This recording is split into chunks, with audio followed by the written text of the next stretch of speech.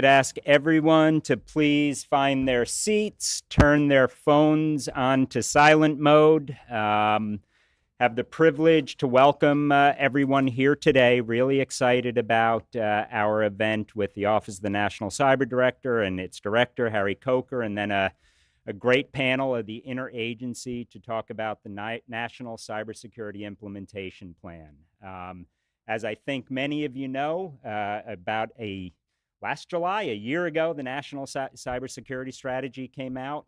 On the heels of that, they did a quick implementation plan, and now they have the time and space to try to put a little bit of science behind the art of some of those issues. So really excited to have Harry Coker join us today. Harry was confirmed just before Christmas, so an early Christmas present. And is, even though he recently had knee surgery, that hasn't stopped him. He hit the ground running from day one. He's been doing some amazing work, and we have an opportunity today to discuss the implementation plan as well as the cyber posture report, which I hope we can touch on a little bit. The posture report basically evaluates and assesses our cyber readiness, and it brings a little bit of science to the art of cybersecurity policymaking.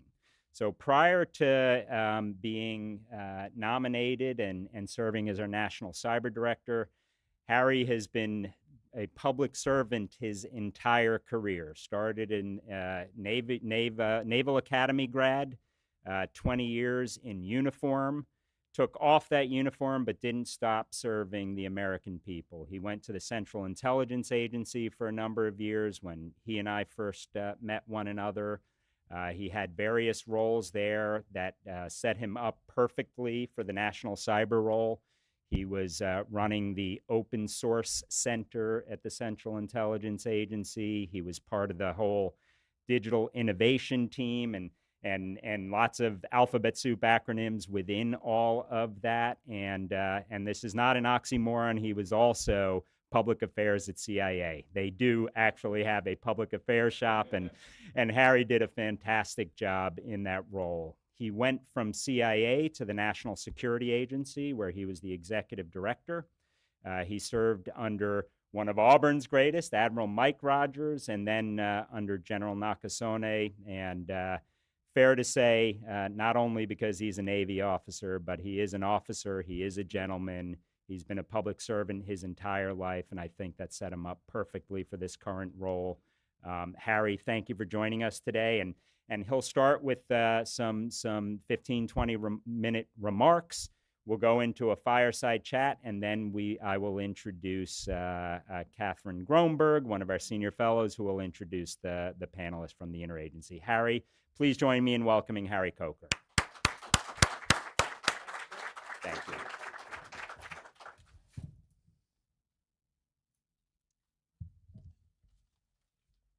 Thanks, Frank. I appreciate it. Not just the warm introduction, but your mentorship over the years. It means a lot.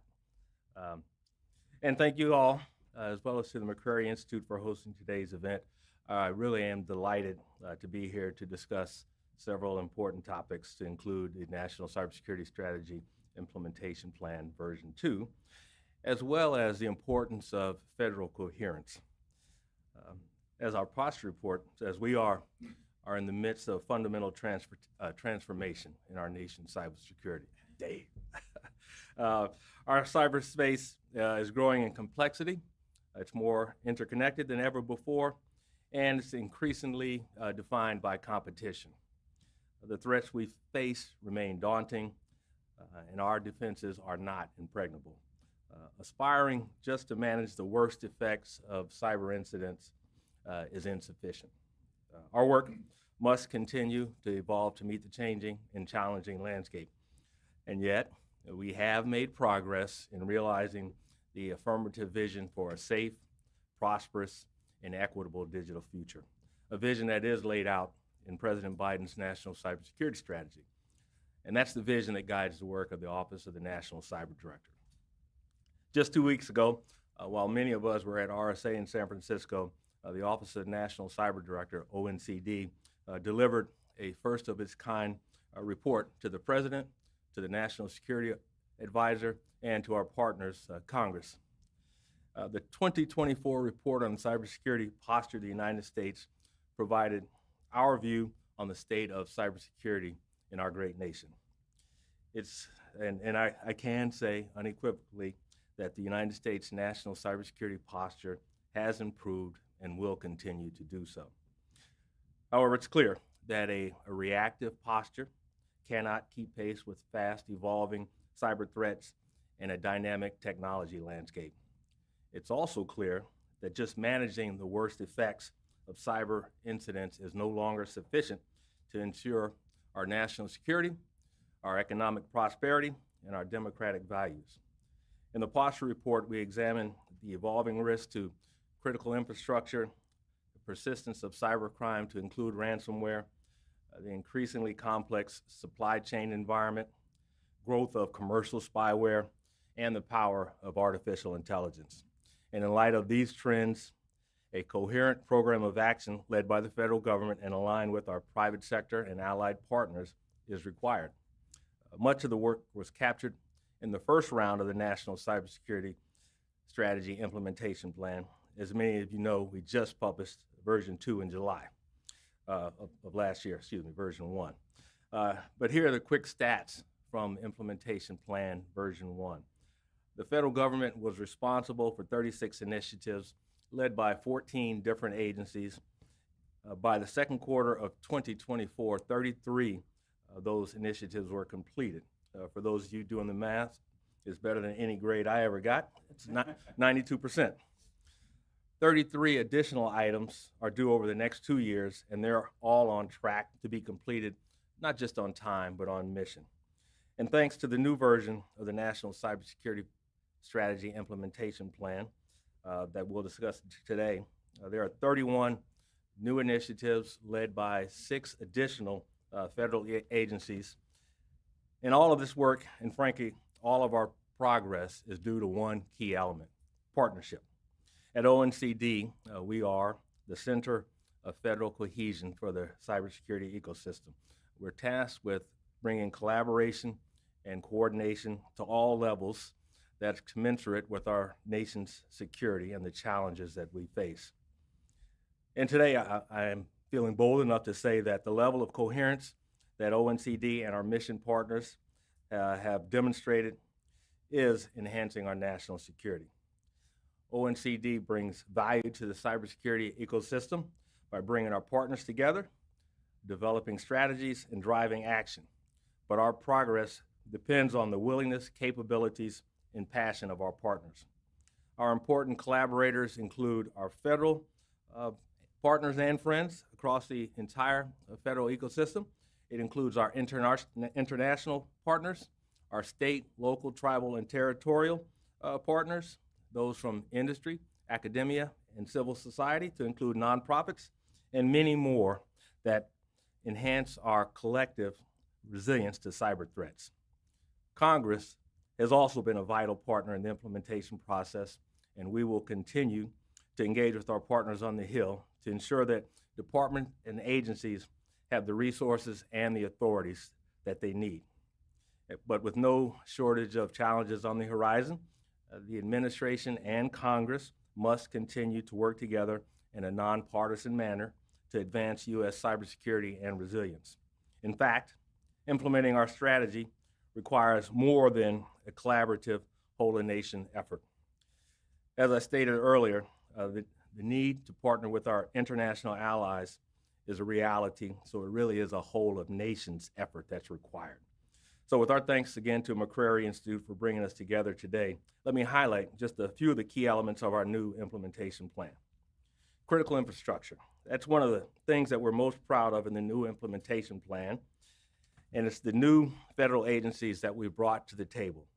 Again, 6 different agencies are leading initiatives for the first time. 4 of them are sector risk management agencies. And I want to take a minute just to unpack what that says about our approach to partnership and how it embodies federal coherence. First, it's important to acknowledge that the administration has been very busy on critical infrastructure security policy over the last few months. The week before we released our latest implementation plan, The President actually signed National Security Memorandum 22 on critical infrastructure security and resilience. And NSM 22 came on the heels of the President releasing his budget for FY 25. These documents all reflect a coherent approach to our efforts to build cyber resilience into our nation's critical infrastructure. They complement and build off of each other, reflecting policy, resourcing, and action that, when taken together, are multiplicative, not additive. And to understand the through line, let's first take a look at the National Security Memorandum. The process to update our critical infrastructure policy kicked off actually in response to congressional action, the codification of the Sector Risk Management Agency roles and responsibilities in the 2021 National Defense Authorization Act. Based on the input and impetus from our partners in Congress, the Biden-Harris administration fleshed out what these responsibilities really mean and what they need to mean. We clarified that the SRMAs, in partnership with CISA and other relevant agencies, including regulators, must develop plans to mitigate risk that are grounded in core security requirements. These plans must make use of every tool and authority available, from cyber insurance to regulations to grants like those being made under the bipartisan infrastructure law. The NSM also requires the Director of National Intelligence to provide targeted support to the sector risk management agencies to help them and their sectors better understand the threat landscape. And it empowers CISA, the National Coordinator for Critical Infrastructure Security and Resilience, to support its fellow SRMAs by providing capabilities and resources such as cybersecurity expertise, risk assessments, and other essential services. Each of these policy changes builds on the National Cybersecurity Strategy Implementation Version 1. The National Cybersecurity Strategy stated that the government would pursue regulatory approaches for critical infrastructure where appropriate, and the first IP has initiatives focused on mapping authorities and regulatory harmonization.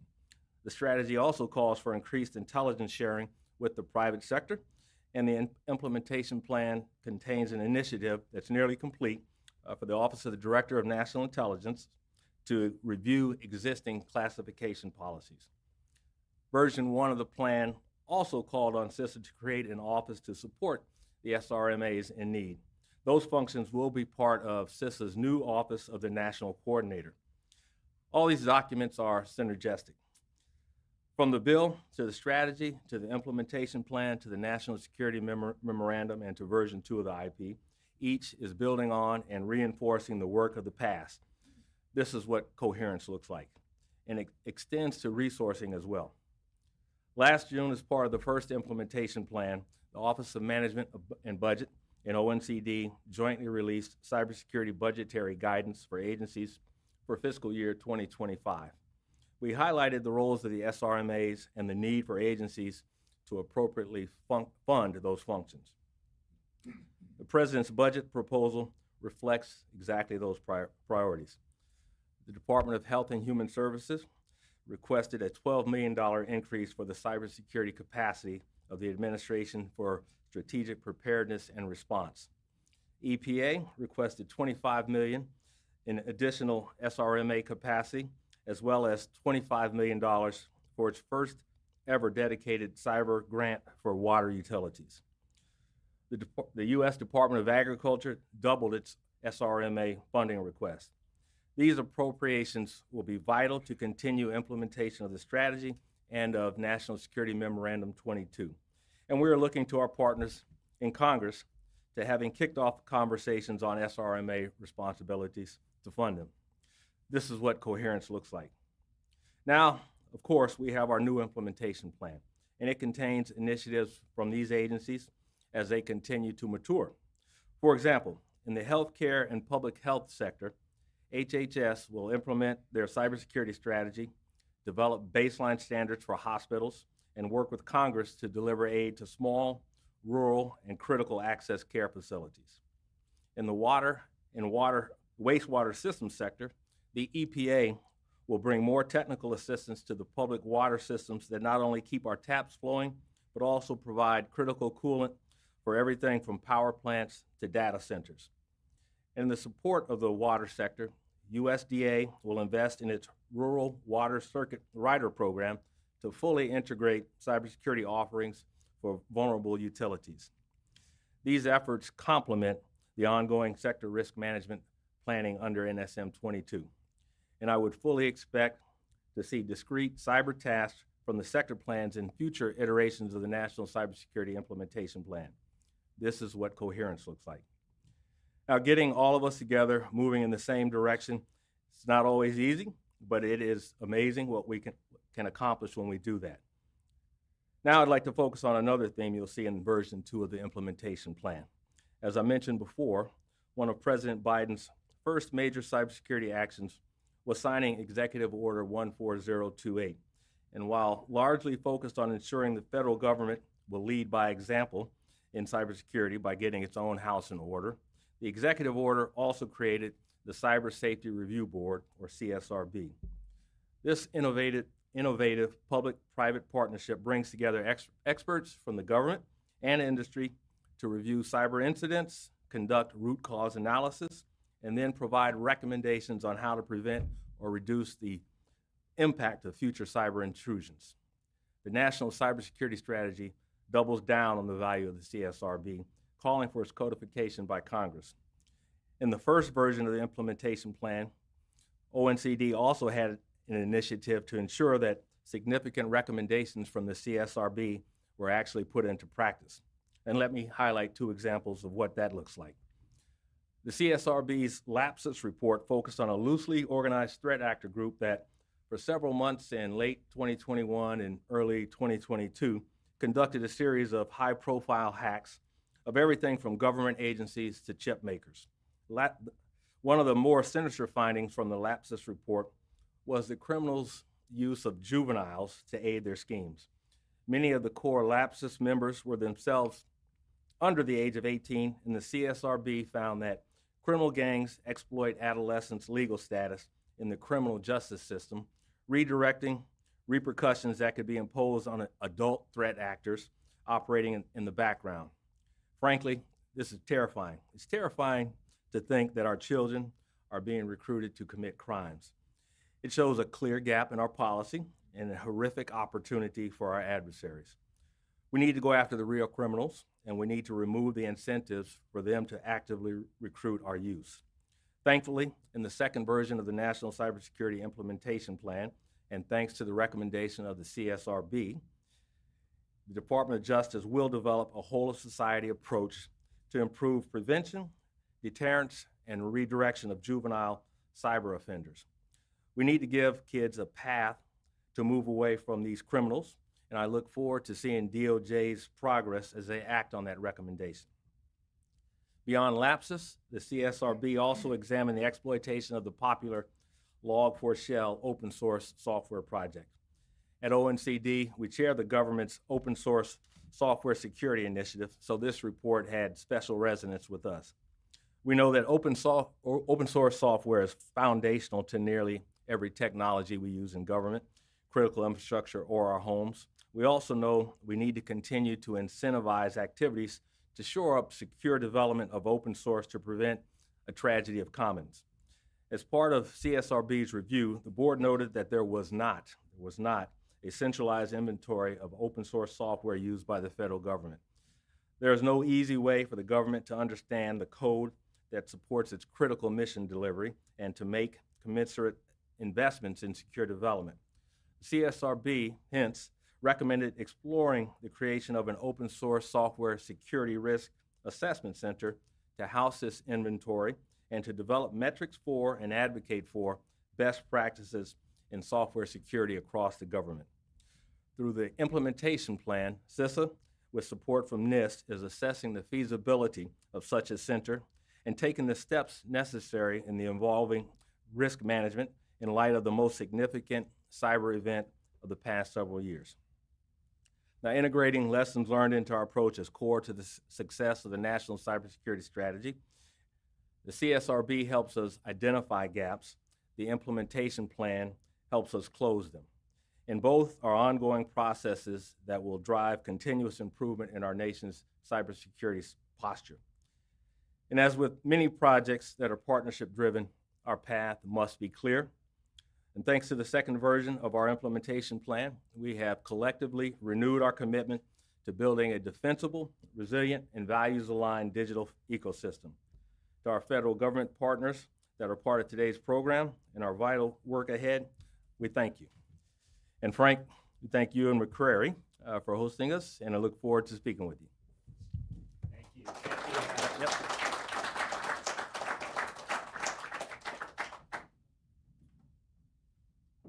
Thank you so much, Harry, for a tour de force on two major initiatives that have been rolled out recently. And, you know, when I look at the posture report in particular, I think it's bringing a lot of that thinking that the national security community understands and appreciates, but we haven't necessarily seen that through some of the broader civilian agencies. So I'd be curious what your thinking is. What surprised you? I mean, firstly, maybe in the role as the National Cyber Director, but also what we learned from version 1 into version 2, and any sort of curveballs that you weren't ready for? And if you can maybe grab the mic, that'd be great. And I forgot to welcome all our viewers online. So thank you. And a lot of state, local, tribal, territorial, and War Eagle. So. Well, that's great. Surprises. I was not so much surprised as I was pleased in that the office brought together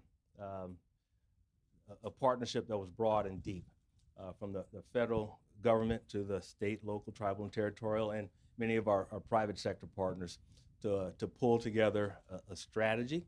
And the benefit of having such a broad and diverse set of inputs was, number one, the product itself was made stronger, more thoughtful. The differing perspective helped us to build a better strategy. But also it gave our mission partners a rightful sense of ownership. It's not ONCD's strategy. It's our nation's strategy, and our partners participated, I think, in nearly 400 sessions to provide input, and the office demonstrated that it wasn't just there to allow someone to talk. It was a dialogue, and there were upgrades made based on that input that we had from our mission partners. So I was pleasantly surprised at how that strategy, again, is our nation's document and more than just a name. And you know, the old adage, what gets measured gets done, but it also allows us to reflect and make sure we're measuring what matters, Yes. right? Yes. I mean, if the goal lines are constantly moving, Yeah. we're never gonna, and I'm not saying we'll ever declare victory Yeah. in the cyber domain, but from a risk-based perspective, what gets measured gets done, and this is gonna be an annual process. It is. And a couple of things on that front. The implementation plan is the first transparent, publicly released implementation plan with that high level accountability. As a former program manager, thank you, Dave, I appreciate the importance of having the equivalent of cost, schedule, performance, these metrics that we have to deliver on. So again, it's more than 10 federal agencies and departments that signed up to lead the implementation of various milestones. So they said, we will deliver. They also agreed to what was actually going to be delivered. It's not just I'll deliver what I want, it's what the team wants, and on schedule. Again, that 92% rate, gosh, I would love to have had that. But we have that transparency, that accountability, and that does drive us, and that's a good thing. You know, it puts you sometimes in an unenviable position because we don't want to grade on a curve. Mm-hmm. Sometimes we do have to call out the laggards, yes, right? Indeed. And how do you see that playing out in the future? Because I mean, what I think is beautiful about the implementation report and the posture report combined, it actually provides benchmarks and goals, and it actually can allow our oversight entities, whether in Congress or at OMB, policy without resources is rhetoric. It allows us to throw some money in a smart way. It does, and I'm glad you knitted all of those together. The strategy. They do come together, right? Yeah, absolutely, No, I'm absolutely. The strategy is more enduring, although it will change eventually, but it's more enduring. It's threat and technology agnostic. It tells us what we need to do, and you can plug in any technology, any threat, and if we follow the guidelines of the National Cybersecurity Strategy, we'll be on track. So that's more of an enduring document.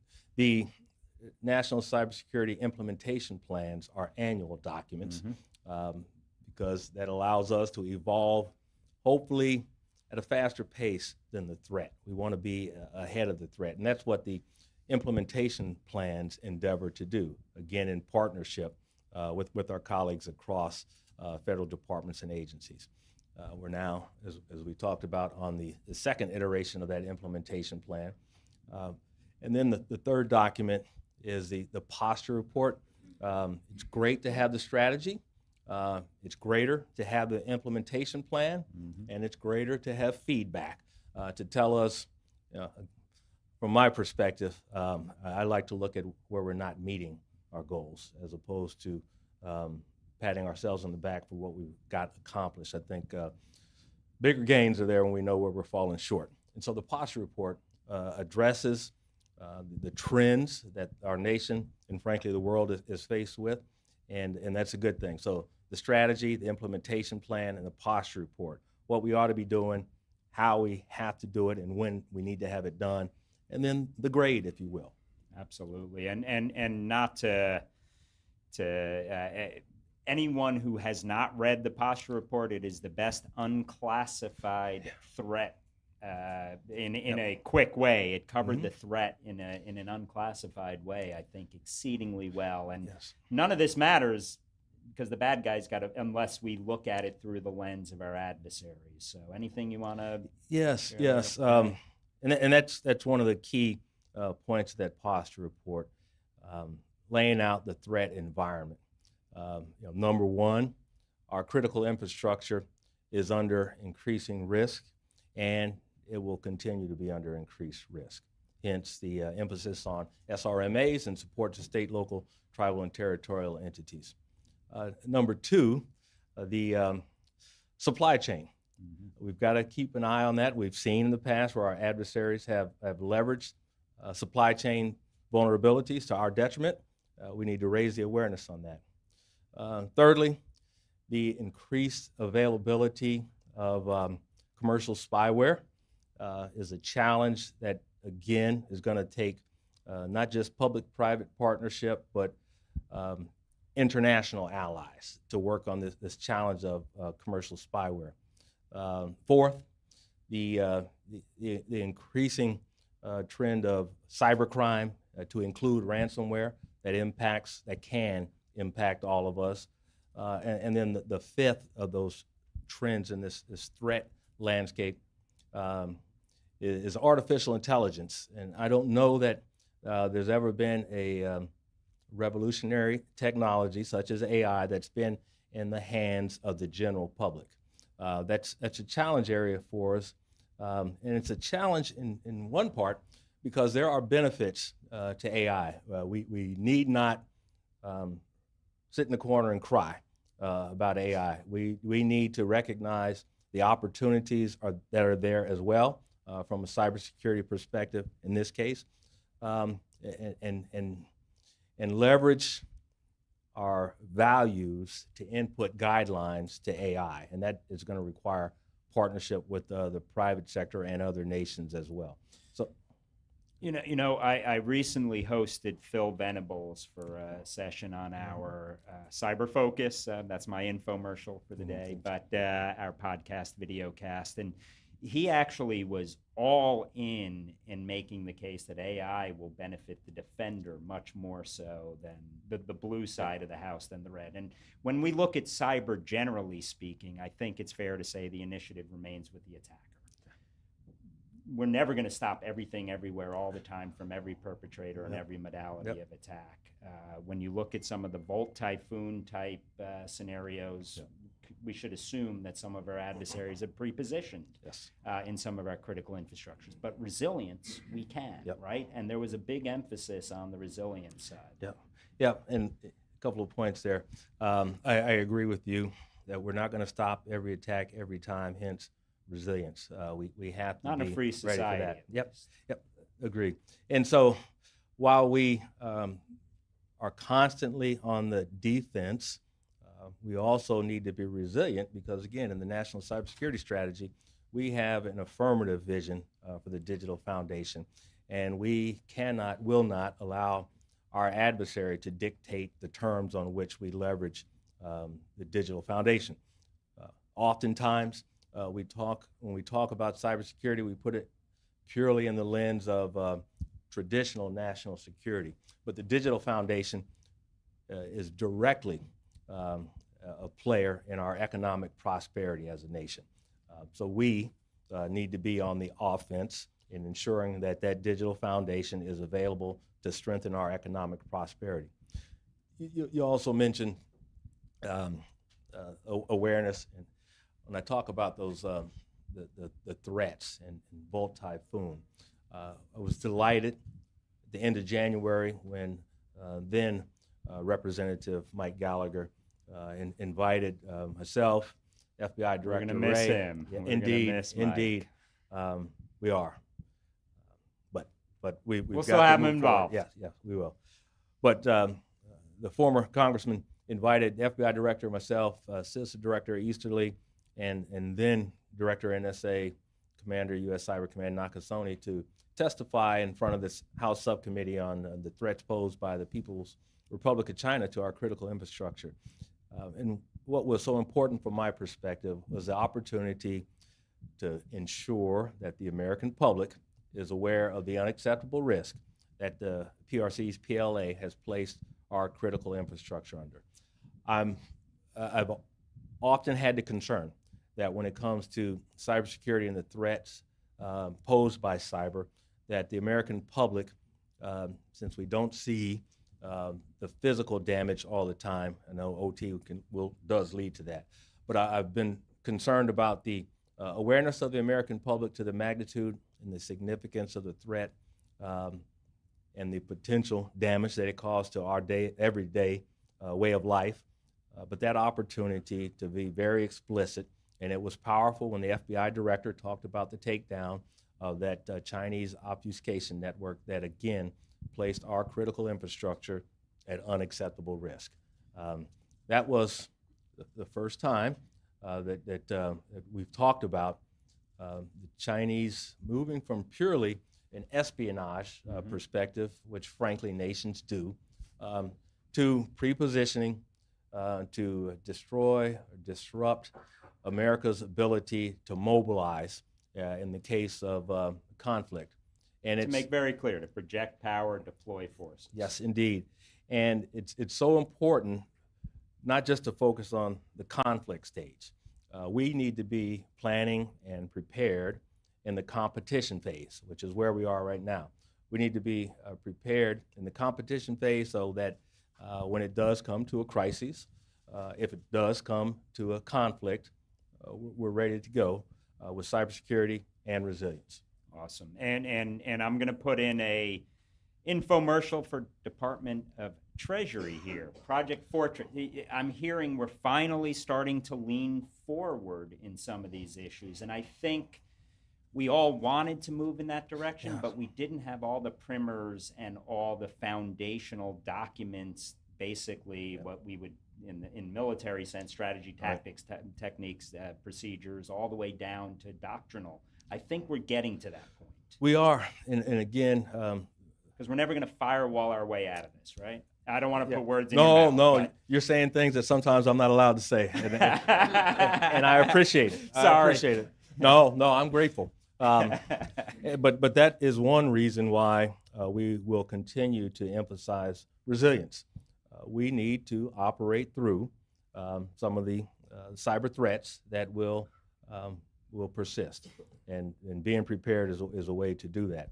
Treasury, a great partner, and one of the things I mentioned, the American public doesn't see America's treasure coming back harmed by cybersecurity, and so that response may lag. But our federal departments and agencies have seen the impact of cyber on carrying out their business. Certainly our private sector mission partners have seen it as well. So there is momentum at that level, but we need to make sure, again, that every individual in America understands the potential that we're facing on the cyber front. And you opened up the opportunity to ask a question around OT and operational technology, which is becoming very difficult to discern. IT, OT, physical cyber, they're all kind of converging. Yep. Government likes to look at the world through its boxes and org charts. The reality is this is coming together, and OT does have kinetic physical impact. And when I think of the grid, when I think of ports, these are the sorts of things, and I was happy to see a real emphasis on that in the implementation plan. Yes, traditionally, and I'll paint with a broad brush, so pardon me, there are exceptions. Yeah. Traditionally, when we talk cybersecurity, the focus had been on IT, which I'll call the management of electronic data.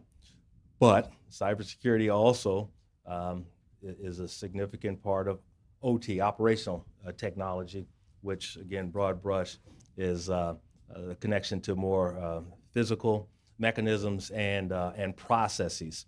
So IT and OT, we can separate them, we can put them together. They both need to be addressed. We will see more physical impact from OT, and that's where we need to focus on.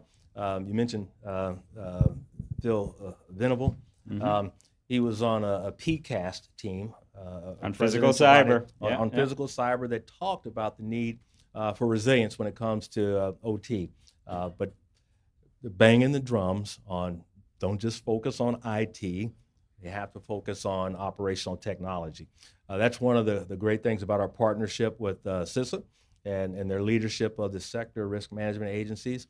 They are putting increased attention on OT, as does the implementation plan version 2. Harry, the tyranny of time requires I be a tyrant, but any final thoughts, questions I should have raised that I didn't? What would you like our audience to leave with? Well, a final thought, and I'm very confident that this audience is aware, but for the rest, for those that may not be as aware, cybersecurity is not going to back off in terms of our nation's needs. This is a threat vector that state and non-state malicious actors will continue to pursue. And to some people, it may be an invisible threat, but it's not. And to this audience, I know it's not an invisible threat. So in closing, I'll just tell you, I recently learned the Coast Guard motto, Semper Paratus. And it's always ready. Navy guy. That's a Navy guy, quoting Coast Guard. Always ready, and that's where America needs to be when it comes to cybersecurity. Always ready. There's no time off. Harry, thank you for fighting the good fight. Thank you for your public service for so many years, and thank you for always fighting for the women and men in the front line. So I appreciate that. And I know I speak for everyone in this room and also watching at home. Whatever we can do to help, this is a team sport. And you're our quarterback, so bring us home, baby. Thanks, Frank. Aaron Rodgers, though, no injuries. So I'm a Jets fan, sorry.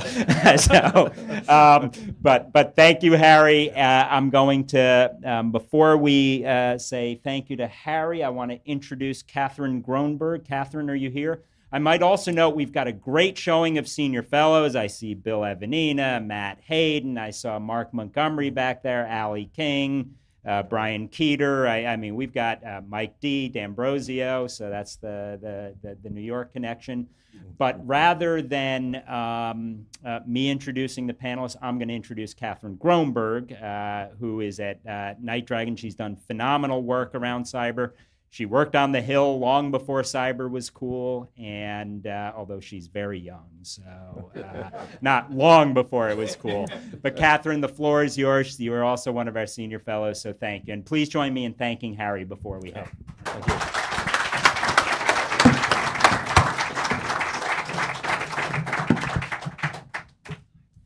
Good morning, everybody. I think we're going to ask our panelists to come up just as soon as that third chair is added. Thanks for joining us.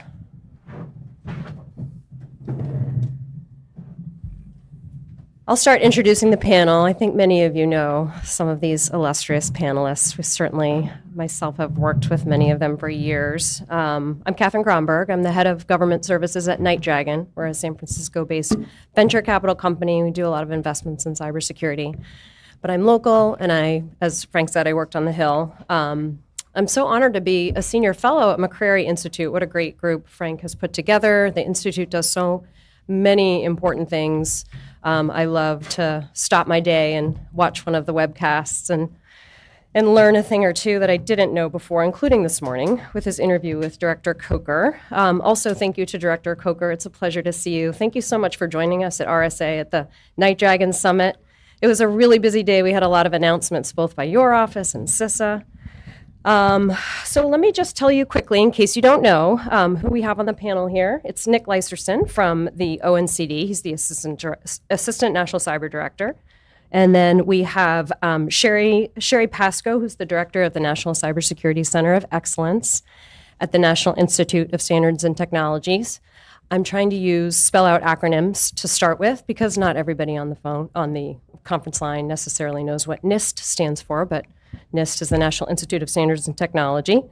And finally, we have Val Cofield, who's the Chief Strategy Officer for CISA, the Cybersecurity and Infrastructure Security Agency. So this is a great panel. We're going to do a little bit of a deeper dive into the implementation plan, maybe a little bit 1.0 and 2.0. We'll call it IP1 and IP2. That's, again, the acronym for the National Cybersecurity Implementation Plan. So to me, this panel really does embody the ideal of coherence that Director Coker was talking about.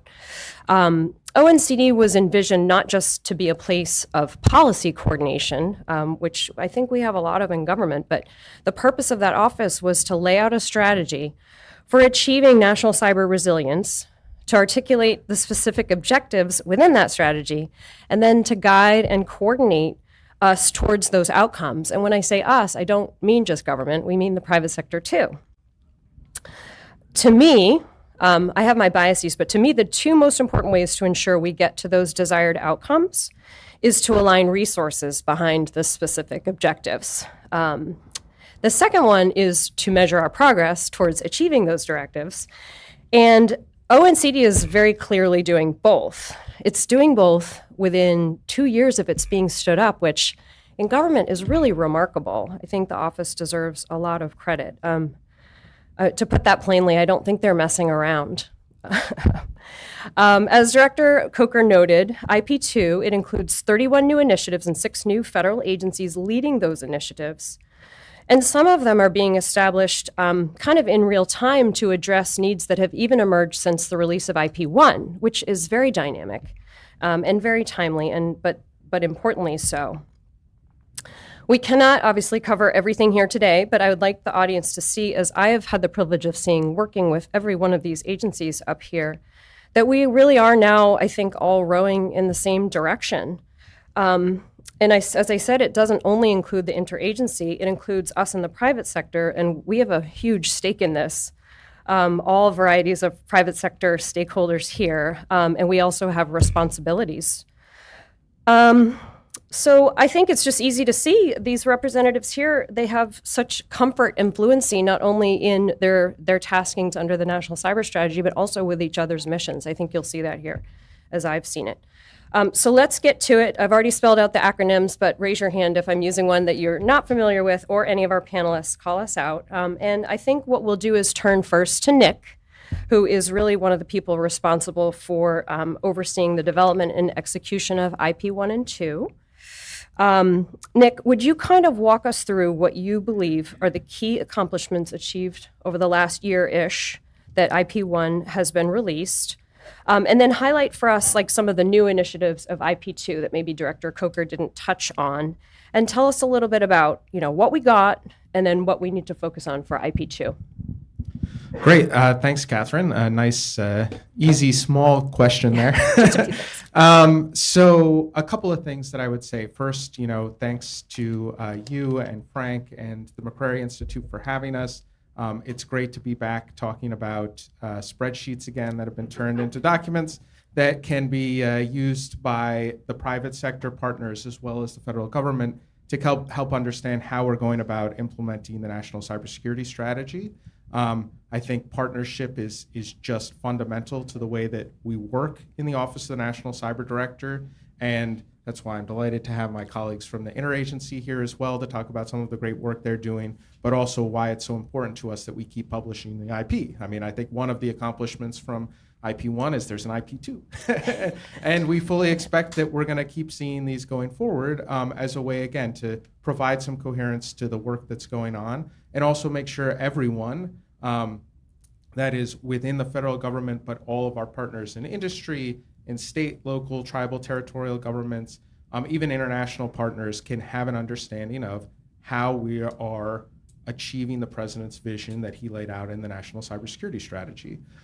So what are some of the great things that we've done as an interagency since then?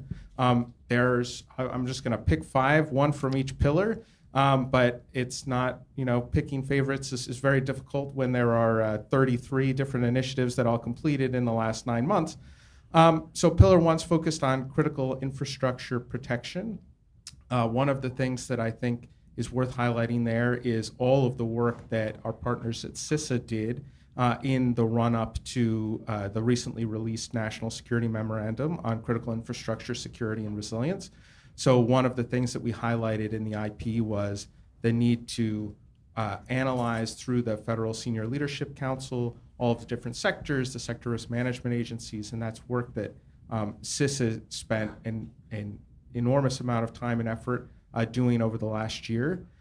In Pillar 2, we're focused on disruption. I just was talking to some folks at the Department of Justice's CIO's annual cybersecurity conference. Sean Newell was on just before me. He used to be the senior advisor for the Deputy Attorney General. He's now running the National Security Division at Justice's first cyber section.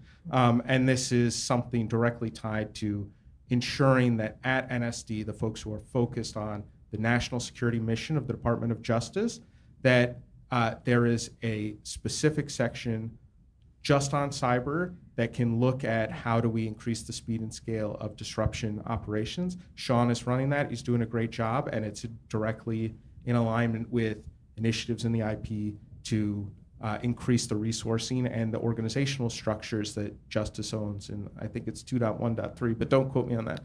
Okay. In Pillar 3, we're talking about market forces and ways to ensure that market forces are being leveraged to improve our cybersecurity.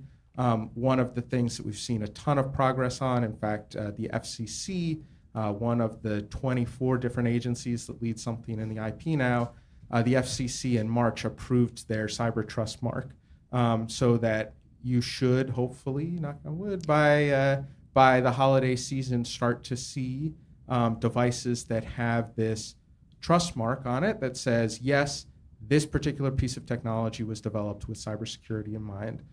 Pillar 4 is focused on incentivizing long-term investments and kind of affecting the fundamental cybersecurity ecosystem. There, we'll take a little pride in at ONCD, and one of the key accomplishments from IP1 is the release of the National Cyber Workforce and Education Strategy. That has really animated a lot of work at ONCD from our workforce team in terms of a couple of recent accomplishments that are maybe steps in the right direction, maybe a bit premature to call them accomplishments, but that we've seen is in skills-based hiring, both in trying to promote for contracts that the federal government has, where we're bringing on skilled cyber talent that there is not a need for degree requirements for folks that are being brought in on requirements. And in fact, not only is there not a need to do so, but it should not be something that we're seeing in contracts. We should be looking for people who are skilled regardless of what degrees they may have. And similarly, a couple of weeks ago at the White House, my boss, sitting right there, helped announce with the deputy director of OPM that we are bringing that same skills-based approach to for those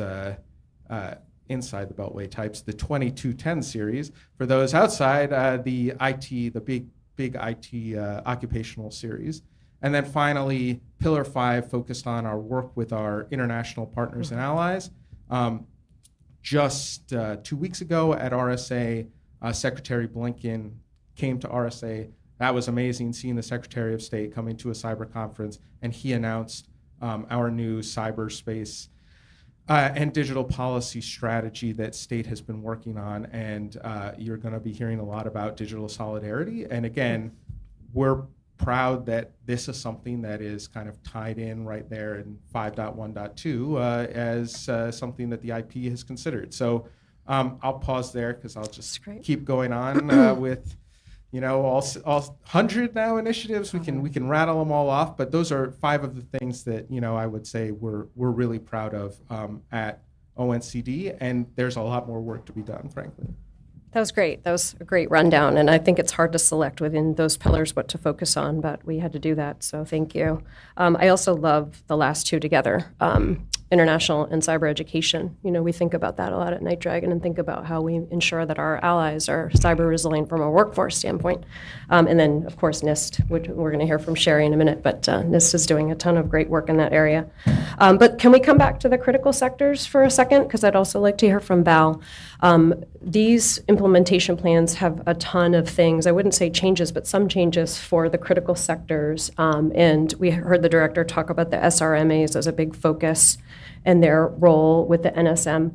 Val, could you kind of walk us through just some of the basics of what we need to understand if we're in a critical sector without lots of policy people in Washington to understand and read these things? What are the key takeaways that we should think about for those critical sectors, especially the ones that are called out specifically?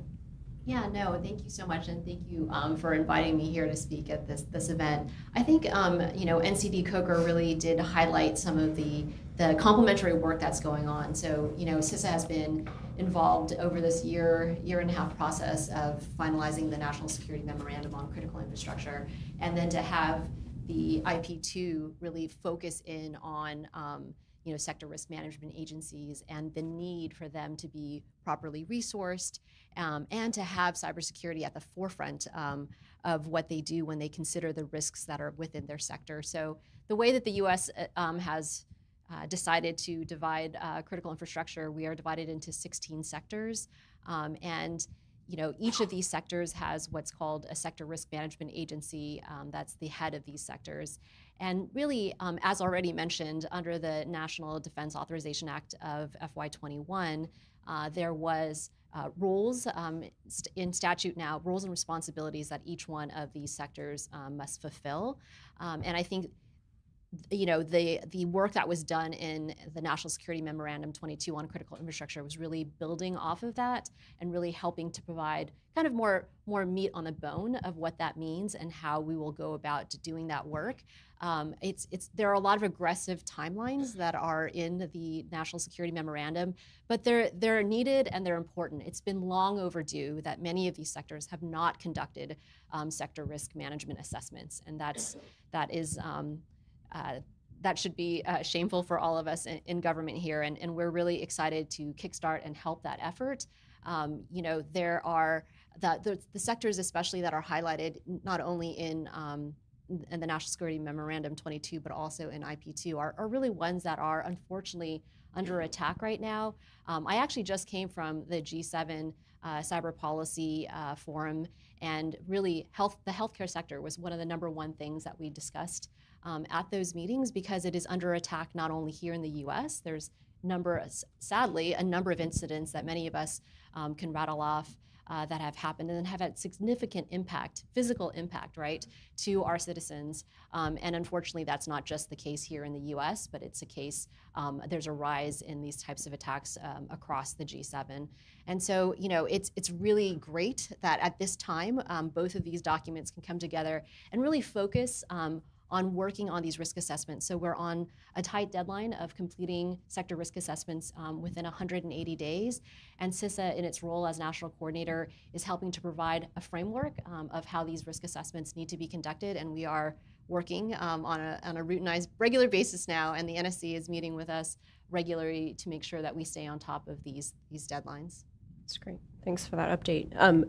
Could you maybe go a step further, or maybe others could talk about so how does that translate down into like what companies are going to have to do? We talk about harmonization, and so I think we, from the top perspective in government, we see that as being necessary so we can have an expectation that our sectors we depend on are all implementing baseline controls that I think we can agree are set by NIST, CSF, and some derivative of that. But for them, because they're not all, maybe haven't done them equally, could you talk a little bit about what they follow, like the CPGs, and what it's going to mean for them on the ground? Well, as we're conducting these risk assessments within the sector, we all know that most of critical infrastructure here in the US is owned and operated by the private sector, not by government. And so it's really important as each of these sectors contemplate conducting and completing their risk assessment that they include their input from their sectors so that they are not doing this in a vacuum, but really understanding the challenges of the owners and operators within each of their sectors. And they're so varied, right? When you look at something like the water sector versus energy or treasury, they vary in resource, in cybersecurity maturity. And so I think some of the initiatives that we are trying to highlight, and I think are discussed in both, or things that we are contemplating, is also providing innovative ways to provide resources to some of these sectors, especially those that are not as mature. And even if we provide them the CPGs or the NIST framework, they don't have the people, the skills, or the resources to implement them. And so it's just yet another burden that we put on these sectors. And so it's really important that we figure out how can we get the funding and the resources to these sectors. So we're trying to innovatively work with FEMA, with other agencies that have grant programs to help. The CISA does have their cybersecurity state grant program for SLTTs, and we've been trying to highlight priorities within these states that they should think about when they think about their state cybersecurity plans. But again, that's just a fraction of the funding and the resources really that are needed to really fix the problem. Good. Thanks for highlighting that. I should say, like, with increased funding out of the federal government for the state and local and tribal governments, I think it's been game changing. We see it sort of down on that end, working with the states. So I would love, speaking of supporting our sectors, I'd love to turn to Sherry at the NCCOE, and I'd love to give you a chance to talk about what NCCOE is within NIST, because NIST is a large agency that we know under the Department of Commerce that creates standards for us of all varieties. But NCCOE has a very special mission. I was so lucky to participate frequently with NCCOE projects over the years. One of the most exciting ones was the Zero Trust project, which has become really important to how agencies are thinking about cybersecurity. But talk about NCCOE. I don't think people realize how much they are producing products that are specifically to aid specific sectors in implementing cybersecurity best practices, OT, and all kinds of things that you can't just get out of the core CSF. And could you talk a little bit about your specific taskings relating to IP1 and 2? Because there's some really interesting things in there, I think very critical. The semiconductors project that you're working on stands out in particular. If you wanted to spend a little time on that, that would be great too. Yeah, thanks for the question, Catherine, and it's a pleasure to be here. Thanks for the invitation to allow me to talk a little bit about the work that we're doing at NIST under the strategy. So the NCCOE, I recently became director in the fall and have enjoyed, working with the team at the center, the National Cybersecurity Center of Excellence. We are a part of NIST that's really focused on transitioning standards into practice. So standards are on paper. mature. They can be difficult to implement. And so we really do work in collaboration with industry to help, take existing standards, build out use cases that show how to use those standards. And of course, along the way, we're identifying improvements to products, we're identifying improvements to standards that feed back into that kind of standards development process. So we've got a number of priorities that are very much aligned with the strategy at NCCOE. We're working on a really great project to help organizations to migrate to the new post-quantum crypto standards that NIST will be releasing this summer. And we've got more than 40 collaborators under CRADA from various vendors, financial institutions that are all going to be working over the next several years to support this transition. We also have a great project focused on kind of advancing digital identity. Another key component of Plan 2, focus specifically on the use case of mobile driver's licenses. So how can we best tackle the cybersecurity and privacy and usability challenges with mobile driver's licenses? So we're going to be working with Treasury and GSA and a number of state DMVs to really tackle that really difficult issue. And overall, I think it's worth saying, NIST as a non-regulatory agency, right? We have to work with industry. We have to understand, what the cybersecurity challenges that industry faces, that critical infrastructure faces, so that we can then work with them and work with experts around the world to build the best technical solution that we hope that they will implement. And so there's really a lot of work, under collaboration and partnership with industry to really build a lot of trust in the standards that we develop. And so specifically on some of the work on standards under the strategy, we're pleased to say that we've implemented the initiative to re-stand up the interagency working group focused on cybersecurity standards, where we're going to be increasing communication across federal agencies so that we can make sure that the United States remains an active and participant in kind of global standards efforts.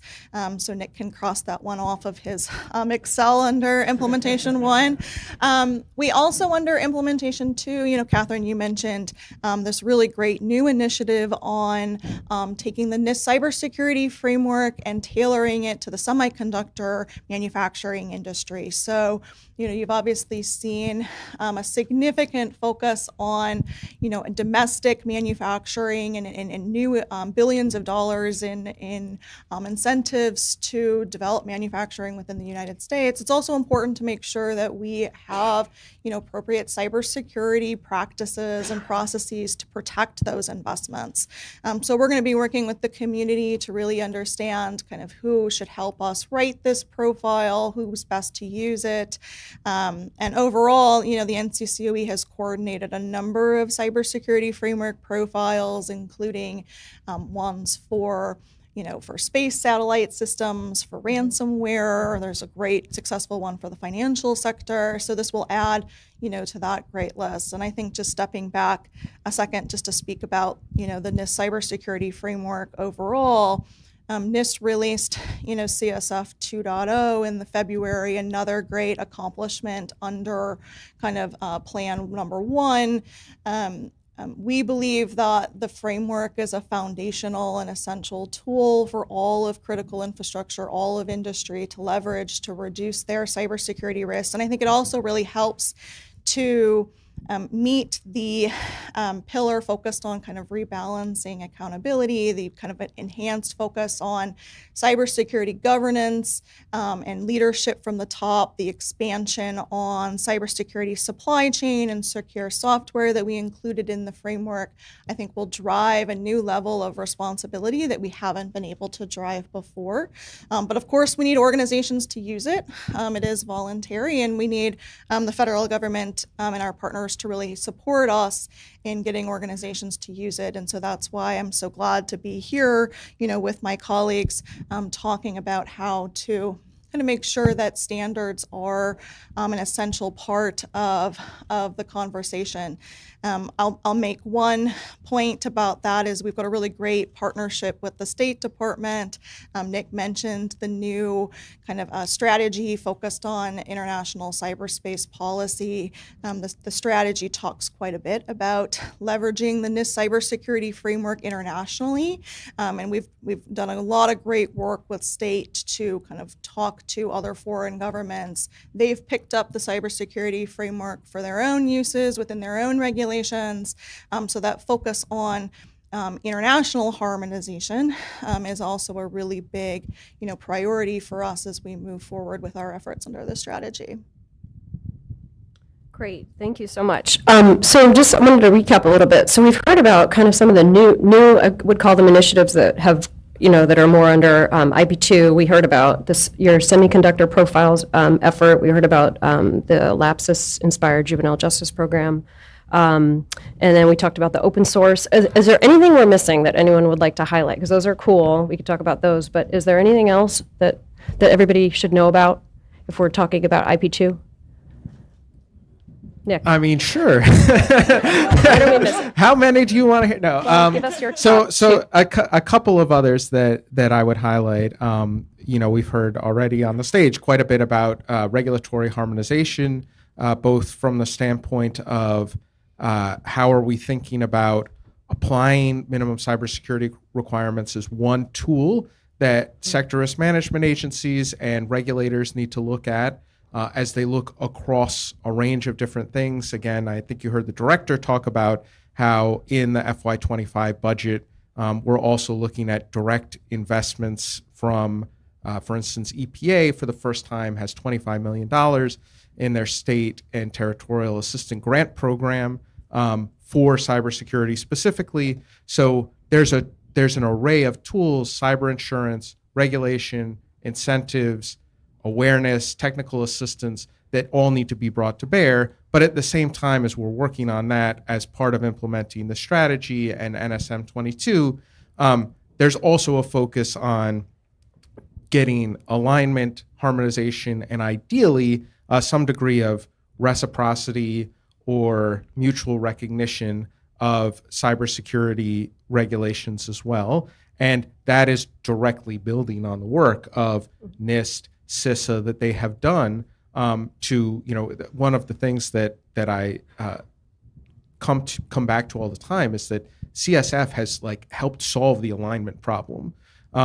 We see regulatory harmonization. It's a problem that I've been dealing with for at least 15 years, and others have been dealing with for much longer. But the alignment problem of regulators are speaking different languages is, I'm not going to say it's completely solved, but if you look at how things have changed since NIST released CSF 1.0 in 2013 to today, it is night and day in terms of our understanding of risk. And now we're kind of trying to take the next steps to ensure that requirements are actually that are derived from a common understanding of risk are the same, and then that there's some recognition. So one of the things we talk about in IP2 is how can we pilot this in a way of saying what is actually a mutual recognition or reciprocity framework that could be applied.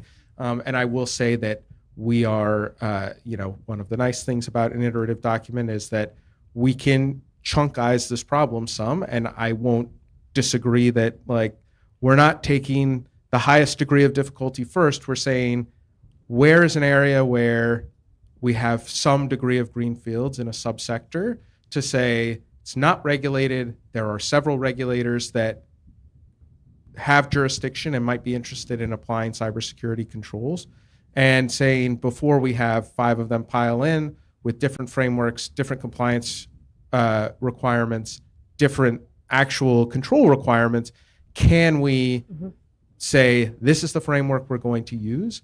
And we've already conducted, a tabletop exercise last month to talk through exactly how would different folks come to the table and bring their authorities.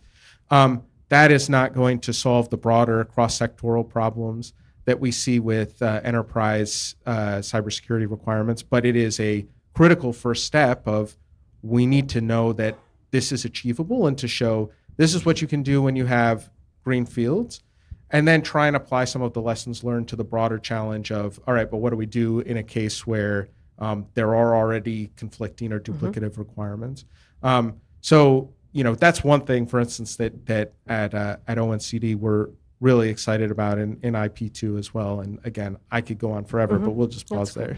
Yeah. Yeah, and I'll Sherry? just add to Nick's point on the regulatory harmonization, because we hear a lot about this at NIST. I mean, I think over the past 10 years, since the NIST cybersecurity framework was first published, I think originally, NIST heard a lot from industry, you need to keep the framework voluntary. NIST is a non-regulatory agency, and there's been a significant shift in recent years, really the past year, where now we're hearing from industry of all sectors, right? Not just the financial sector, all sectors are coming to NIST. They're saying, we want you to now talk to regulators. Can we? Which is a huge change for us. So you'll see in the implementation plan 1 and 2, this new direction to NIST to serve as kind of a technical advisor to regulators when requested, to increase kind of alignment and harmonization around the NIST cybersecurity framework, as well as best standards that could be leveraged within regulations. And so I think, we've begun to kind of partake in that effort. And as I mentioned earlier, doing a lot of work as well with state on kind of international harmonization around cybersecurity standards as well. I guess I would just footnote that by saying NIST does that much with not a massive budget. Just always having been a proponent of NIST having the resources it needs to do all these new taskings. So to bring in Val a little bit, we're going to go about 8 more minutes, and then we're going to take a couple questions from the audience. Those are, we could talk on and on about regulatory harmonization. I just would also say that out in the private sector, we of course work with companies who are often subject to multiple sets of regulations because they sell into they qualify as different sectors, and that's always interesting to watch. And then we also see the tooling coming up, because the market's going to respond to the need to implement the tools and then to monitor the implementation. And so we're seeing sort of a lot of tooling that is more on the reporting side, and also RQ, risk quantification. And so it's pretty interesting to see how when things change up here at the government level, there's a lot of response in the innovation world and the startup world. And then the enterprises are going, well, we need those tools to answer these questions. So it's really fascinating, and it's another reason why we should all be watching McCrary Institute panels like this. The last question I would have for you is just to talk a little bit about, Director Coker mentioned Volt Typhoon. And it's really my opinion, I don't know if you agree, that this it's a known exploit of our critical infrastructure, sort of writ large, that we finally are talking about. In the past, we haven't necessarily named these. We've sort of hinted at them. And this is out there, and we're talking about it. And I'm wondering how much of a role will it be, or is it intentionally on the part of our agencies here, all three, to talk about that as a means to especially talk to maybe the small and medium-sized critical infrastructure companies to start marrying up the rationale and the threat and the risk to themselves, but also sort of maybe they could have a better understanding of how together the aggregate impact of that is a real national security threat. How much of this is sort of the undercurrent and is driving adoption of the things that we at the federal level are pushing down? So, Volt Typhoon is a great example of how serious the threat is to our critical infrastructure, because these are new tactics, right, that are very hard to detect, even in sophisticated enterprises, let alone when you get down to small and medium-sized businesses. And so it's been great to see how we have tried to declassify and get out to the public more about how the threat is evolving and changing. It's not going to be an easy answer to this question, because I think it comes down to some of these other things that we've talked about, the lack of resources in many of these sectors that are unfortunately prime targets for our nation state actors. And we've seen, right, that it's not just about collecting intel now, right? It is pre-positioning to be ready for destructive action. And so, this is a change, and I think it's a wake-up call for all of us.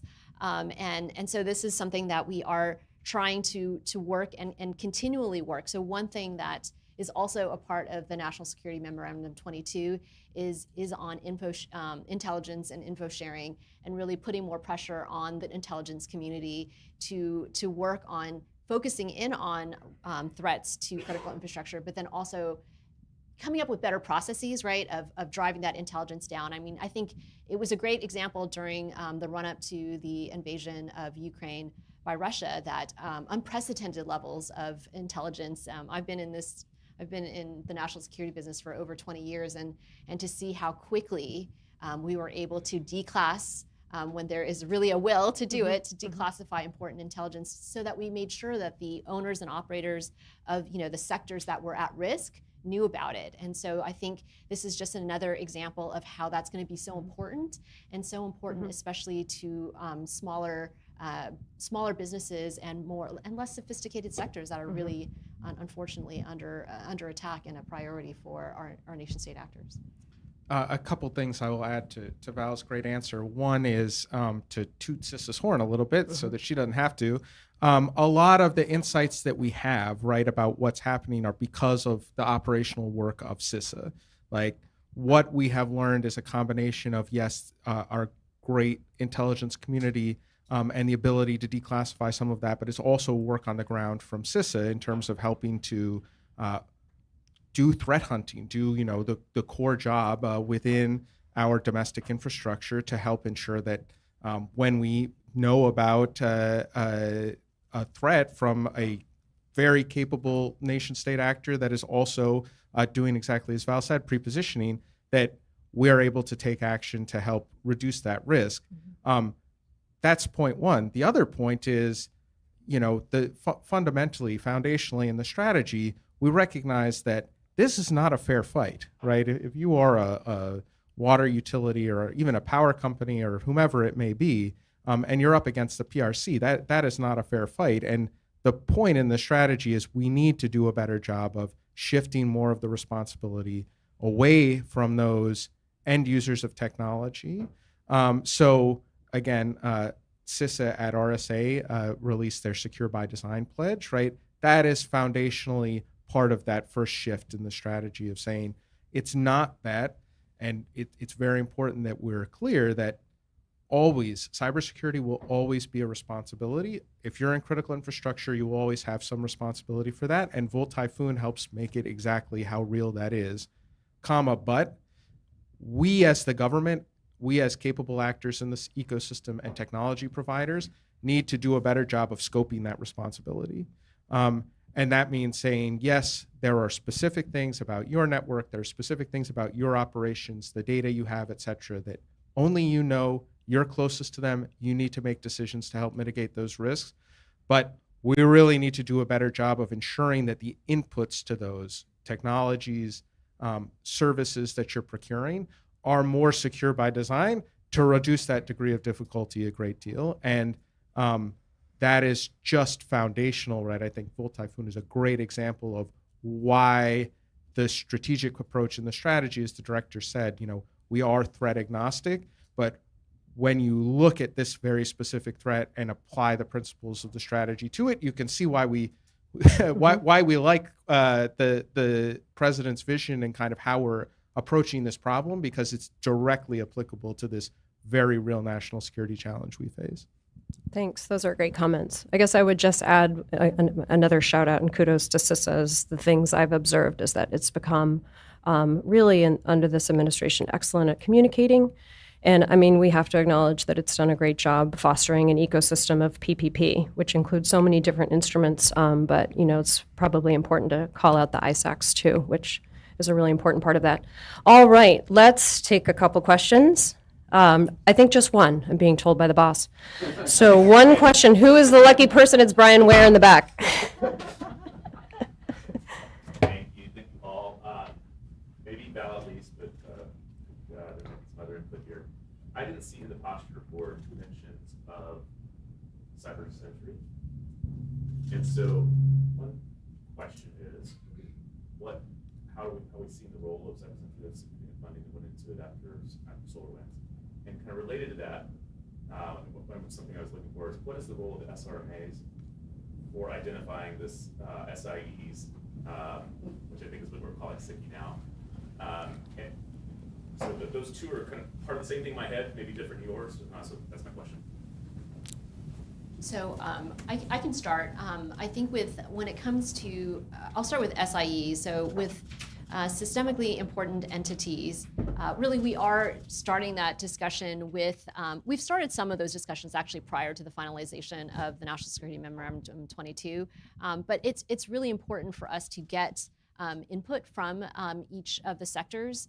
And so we are working on our development of our methodology of how we will define what is an SIE, and make sure that we get private sector input into that methodology, as well as, as we go down and apply that methodology within the sectors, then to figure out, what are those systemically important entities, as well as looking at the cross-sector risk. So one challenge that, or one additional responsibility that CISA has is not only to look at each of the sectors, but as we've seen in so many attacks, rarely is an incident just siloed into one sector. It usually has cascading impacts into different sectors. And so how do we understand those risks, and looking at the cross-sector risks, which is a responsibility for CISA to be able to publish a cross-sector risk assessment. And I think SIEs will fall into that. And then also, the important question is, so what? So what if you're an SIE? What does that mean? And certainly tools like Cybersecurity, they should be first in line to receive tools like that to be able to have that advanced detection that we can really help monitor with those enterprises. But that's still something that we haven't made final decisions on. Everything's still pre-decisional, but we are thinking about all those things. Nick, I don't know. You seemed like you had additional things you wanted to say. We can take one more. In the back? Thanks. Know your customer was a big piece of the strategy, and as recently as a few weeks ago, the cloud companies were pushing back on it in comments to the Commerce Department calling it burdensome. So I'm just wondering what the current status of that is, if the administration is continuing to push hard for those rules and cloud industry to take more responsibility.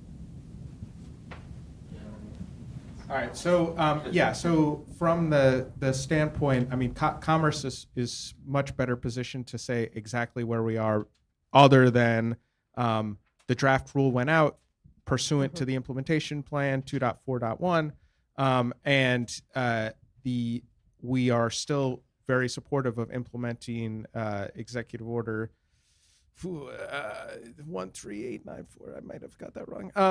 That laid out exactly the requirements for Know Your Customer to ensure that when folks are leveraging, so the director mentioned the obfuscation network takedown. That's important. We have seen consistently adversaries leverage small home office routers in particular to hide their activity, but they have also leveraged virtual service providers in some way, including cloud service providers. And we should not be in a situation where American infrastructure is being leveraged for attacks on American IT infrastructure is being leveraged for attacks on American critical infrastructure. And so making sure that when you go back and you find out that there's a cloud provider and it's a virtual private server or something like that, that is where command and control is coming from, that there's more than just a dead-end email address associated with it, is an important tool for actually enabling disruption of adversary operations. So that continues to be a key priority in terms of implementing the strategy. I think we actually have time for one more. I'm going to overrule you. So we have 5 minutes. So who has got a question? Go ahead. Good morning, everybody. Can you hear me? I think so, but speak loudly. Yes. So my name is Doran Montano. I'm with George Mason University, as well as I co-chair a cybersecurity task force pioneering initiative between U.S. and Romania. So I've just been to Europe and specifically also in Bucharest, leading a U.S. cybersecurity trade mission in the past 8 years. So we heard some things here today. I'm curious about, the international partnerships as well as the impact. 'Cause from here, what we see is like inside out, but from when we go out there in Europe, they're waiting for the US's leadership. But I think there's a little bit of misalignment, at least from what we hear, in terms of inside out and outside in.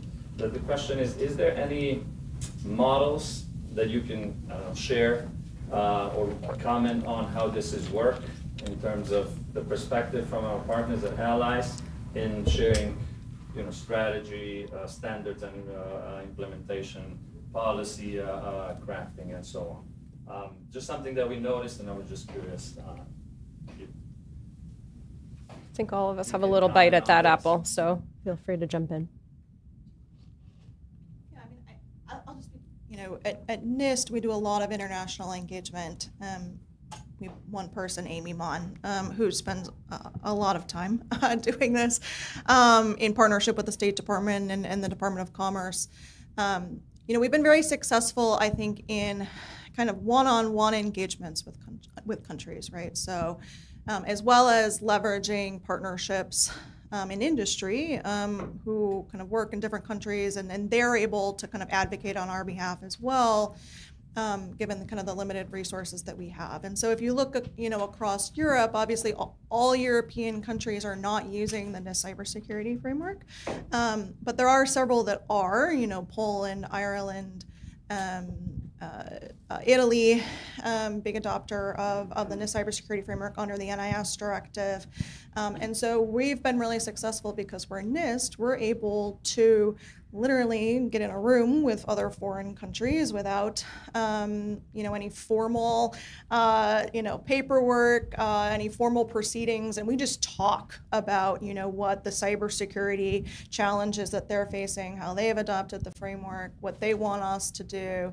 So because we're able to keep these conversations really informal, we've had a lot of success in really just learning about what some of our allies are doing and how we can kind of build that back into our processes as well when we're developing standards as well. Yeah, I think the administration is very committed to our taking more of a leadership role on the international stage across a whole host of areas. So part of that is standards development.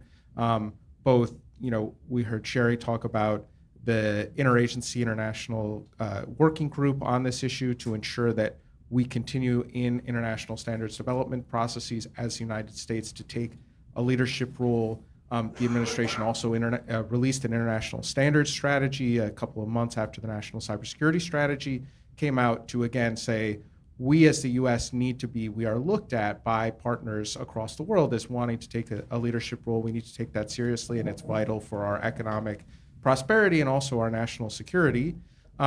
Secondly, though, on the policy front or even the regulatory front, I think there is a lot of activity that we see, particularly in the European Union. And we very much look at things. And I mean, I spend time, I know the director spends time talking to international partners. Critical infrastructure regulation comes up. And I think from our perspective, it behooves us from a national security perspective, and it behooves American companies when we have a good, solid, foundational United States approach to how we believe we should best mitigate cybersecurity risk and can say, this is the gold standard, this is the way that you should approach these problems, rather than maybe being in more of a reactive posture to what's happening in other regimes. So one thing, again, to highlight there in terms of trying to drive some leadership, Secretary Mayorkas has done a very admirable job of working with his partners in the EU Commission that has translated into work between CISA and ENISA on incident reporting, something that CISA is working very hard on right now in alignment with the strategy, and ensuring that at the least we already have a good mapping from ENISA and CISA of the various incident reporting regimes that apply in Europe and the United States, and hopefully driving towards more commonalities in terms of what is going to be reported, et cetera. But I think absolutely, from our perspective, it's vital that the U.S. take a leadership role on cybersecurity policy. again, so that when we have partners and allies looking, we have something to say, yes, this is the approach that produces good outcomes, that is sensitive to industry concerns, and that does actually improve our cybersecurity posture. I guess I would just take a second to add a little bit of industry perspective on that, because when you're dealing with cybersecurity companies all over the world, some of them have very big footprints with our international partners. It's always amazing how our international partners, both in gov and in the private sector, they're always asking about how we're doing programs in the U.S. So they want to know what our federal cybersecurity programs are. And if you're familiar, you know it's like CDM for civilian, and now DoD has a few enterprise programs, and now Zero Trust. So how's DoD implementing Zero Trust? And they really want to hear from the companies who are in those programs. So we do a good bit of sort of explaining and advocacy, but they also want to know things like, well, then how does the federal government assess that? And you talk about FISMA. It's pretty incredible to have those conversations with international partners. And then they also want to know what some of the leading industries are doing. So they might want to know, like, what are the top banks in the U.S. doing? And, did they do something unique, which I believe they did, on third-party risk? They did that. And so our international partners are curious about that. They want to know about it. And so at the industry level, we do a good bit of explaining and advocating, too, for what goes on. So I would just love to thank our panelists, Nick, Val, and Sherry. Thank you so much. This was great. Great program. Thanks for all the work you do and for your service, and Director Coker for joining us this morning. Well, thank you, and thank Catherine for her phenomenal job moderating. Forgot to highlight a couple of our senior fellows that I forgot to mention. George Salmaraghi is here. I saw Andrew Howell. I saw Chris Roberti, who's a soon-to-be-announced senior fellow, as well as Brian Ware. So before I let you escape, need to say thank you to the Office of the National Cyber Director. Special thanks to Jen Berlin, Victoria Dillon, Manali Basu there. That's a phenomenal team you've got there, Harry. And I'd be remiss if I didn't thank my team. This is our first rodeo in our new offices. So a lot to work out, but I wanted to introduce my COO, Nick Sellers, who's joining us down from Auburn. Don Kaufman, who's back there. Troy Hudson, who's outside, Dr. Whitman, Taylor, a bunch of different people who made this all possible. Most importantly, thanks to y'all, and really appreciate it, and onward and upward. So thank you. War Eagle.